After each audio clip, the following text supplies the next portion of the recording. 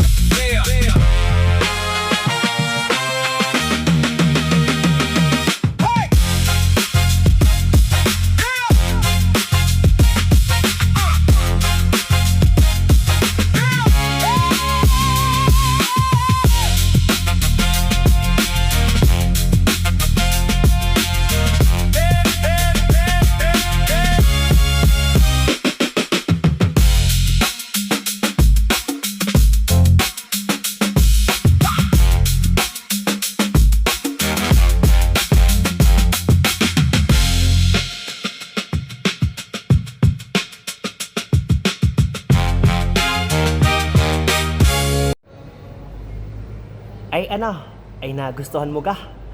Ay siya, sige. Kung gusto mo magpa-reserve, sabihan mo lang ako. At kung may iba ka pang katanungan regarding sa ating specs at features, i-message mo lang ako para matulungan kita.